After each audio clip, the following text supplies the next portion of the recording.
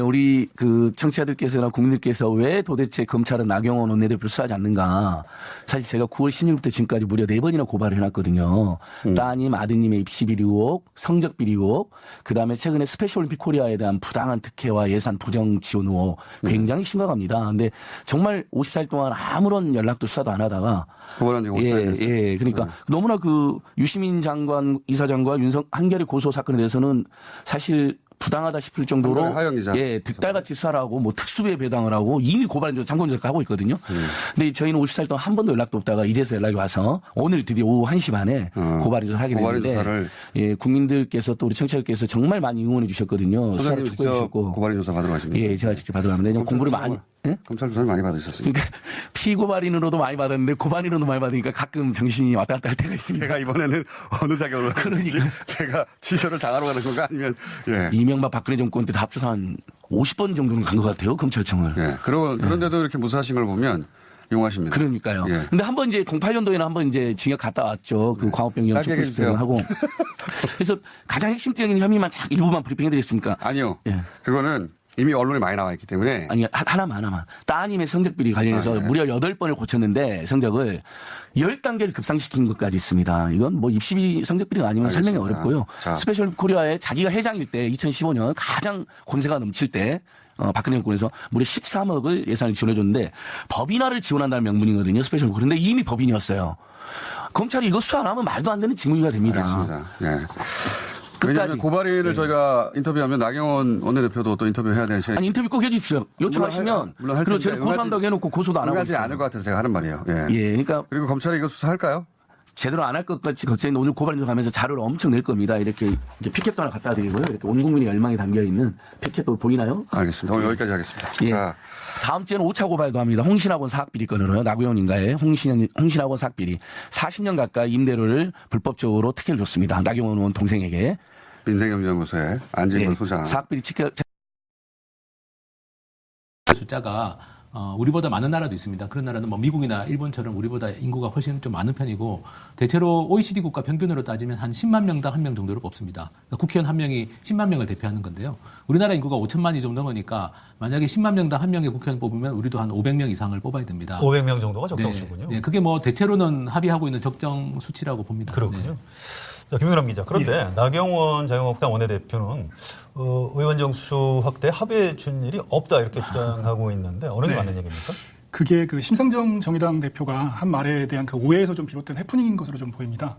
그 심상정 대표가 지난달 27일에 그 당대표 취임 100일 기자간담회에서 한 말은 이렇습니다. 자유한국당 나경원 원내대표까지 함께 합의했던 현행 300석에서 10% 범위 내에서 의원 정수를 확대하는 합의가 이루어진다면 가장 바람직하다고 생각한다. 이렇게 말을 했는데요. 이것은 이제 그 지난해 12월 15일에 있었던 그 나경원 원내대표를 포함한 여야 5당 원내대표 합의문에 이제 근거한 얘기인데요. 합의서가 나온 일이 있죠. 그렇죠. 그 합의서의 그 정확한 문구는 이렇습니다. 의원 정수와 관련해서요. 의원 정수 괄호 열고 10% 이내 확대 여부 등 포함의 검토 괄호 닫고 등에 대해서는 정개특위 합의에 따른다. 이렇게 되어 있습니다. 그러니까 당시 합의된 내용은 그 의원 정수를 10% 확대한다. 라고 합의된 건 아니고요. 의원 정수 확대를 10% 이내에서 확대할지 말지 이거에 대해서 검토하고 그 결정은 정개특위에서 합의돼야 한다. 이제 이런 내용이었거든요. 네. 여부라는 글자가 들어가 있다. 네. 이게 자유한국당 주장이군요. 그렇습니다. 그래서 이제 저도 그 당시 합의 상황이 기억이 납니다. 그 합의문이 그때 2번 나왔는데요. 나중에 합의문 2개를 비교해 보니까 여부라는 글자가 들어갔고요. 맞습니다. 네. 자유한국당이 요구에 의해서 들어갔다는 것인데, 네. 근데 사실은 정치에서 그런 합의문을 어떤 여부에 대해서 검토한다는 얘기는 도입하겠다는 취지로 정치적으로는 그렇게 해석하는 게 맞는 것 같은데 네. 아무튼 나경원 원내대표 입장이 좀 바뀐 것 같습니다. 좋습니다.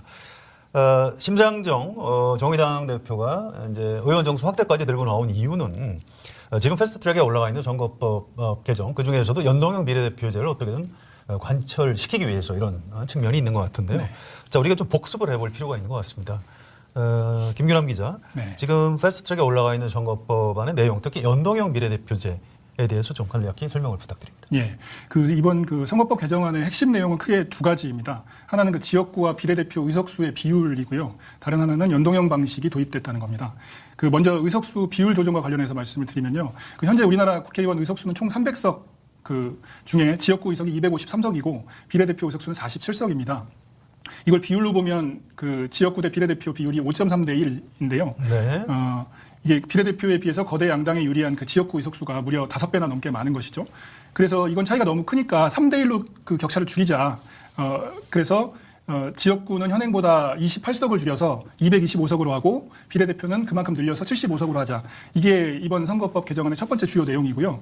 두 번째는 그 지금 이제 선거제도가 한 사람이 2표를 찍는 방식이잖아요. 그 지역구 인물에게 1표 찍고 지지하는 정당에 1표 이렇게 2표를 찍는 건데 이렇게 투표가 이루어지고 나서 그 의석을 배분하는 방식이 그 인물 투표와 정당 투표가 서로 영향을 미치지 않는 그 병립식 방식입니다. 현재의 네. 방식은. 그런데 그 개정안에서는 그 국회의원 전체 의석을 각 정당의 그 정당 득표율대로 그 배분하는 방식을 도입한 연동형 방식인데요. 그래서 그 개정안에서는 이 의석 배분 때 정당 득표율에 대한 그 연동을 독일처럼 100% 하는 건 아니고 50%만 하는 방식으로 도입해서 이제 준연동형이다. 이렇게 해서 준연동형 방식으로 이제 불리는 개정안이 마련이 된 것입니다. 그렇군요. 예. 자, 하승수 변호사님. 네. 하승수 변호사님 직함이 비례민주주의연대 공동대표. 자, 이 비례대표제에 대해서 자유한국당에서는 아니 내가 뽑지 않은 사람이 국회의원에 당선되는 것 아니냐 뭐 이런 주장을 하고 있는데 이게 맞는 얘기입니까? 비례대표제도 유권자들이 직접 투표를 한 그 표의 가치가 그대로 반영이 됩니다. 그러니까 뭐 간접선거다 이런 말은 뭐 성립이 안 되는 거고요. 네. 다만 이제 비례대표제는 인물에 대한 투표보다는 정당에 대한 투표가 중요하고 정당이 받은 득표율대로 의석을 나눠 가지기 때문에 한 표의 가치가 A당을 지지한 표든 B당을 지지한 표든 한 표의 가치가 결과적으로 똑같이 반영이 된다는 효과가 있습니다. 사실 뭐 지금도 우리가 지역구 선거를 하더라도 굉장히 중요한 판단 기준은 결국 정당입니다. 그렇죠. 어느 정당 공천을 받았냐가 중요하기 때문에 사실 비례대표제가 뭐 간접선거다 이렇게 말하는 거는 전혀 조변석계, 막무가내, 좌충우돌, 문재인 정권 교육정책의 실상입니다. 조국 사태 수습하려고 난데없이 정시 확대를 갑자기 꺼내들더니 이번에는 자사고 특목고를 또 모두 없애겠다고 합니다. 줄곧 단계적으로 일반고로 전환하겠다고 하다가 이제는 갑자기 2025년 일괄 전환을 꺼낸 것입니다. 한마디로 아마추어 정권입니다. 교육정책을 이렇게 마음대로 아무렇게나 바꿔도 되는지 묻고 싶습니다. 이것은 또 한마디로 잘못하면 서울 집값 띄우기 정책으로 이어집니다. 강남 목동 집값 띄우기 정책, 타락군 성역화 정책이 되고 말 것이라는 생각이 듭니다. 학교 서열화에 이어서 지역 서열화까지 시키는 것이 아닌가 하는 생각입니다. 왜 국민들께서 원하는 이 교육에 있어서의 선택권 이렇게 뺏으려고 하고 있습니까? 또 본인들 자녀들은 이미 특목고, 자사고, 유학 다 보냈습니다. 국민들 기회만 모두 박탈해버립니다. 국민들을 붕어, 가재, 개구리로 가둬놓겠다는 것입니까? 이번에도 어김없이 시행령 독재를 썼습니다. 우리 아이들의 미래가 달린 이 문제를 이토록 간단하게 또 시행령 하나 바꿔서 좌지우지하겠다는 정권입니다. 한마디로 무책임한 정권입니다. 자유한국당은 이미 국회법 개정을 통해서 시행령 월권을 방지하는 방안을 국회법 개정안으로 제출했습니다. 저희가 또 이것을 중점 추진 법안으로 계속해서 이번에 가장 먼저 처리해야 할 법안으로 요구하고 논의 중입니다. 도저히 이 정권은 시행령이라는 자유를 맡겨놓을 수 없는 상황입니다. 이번 정기국회에서 반드시 국회법 개정안을 통과시켜서 계속되는 시행령 독재를 막아내겠습니다. 우리 헌법은 모든 국민이 능력에 따라 균등하게 교육을 받을 권리를 보장하고 있습니다. 자사고, 특목고 폐지에 대해 헌법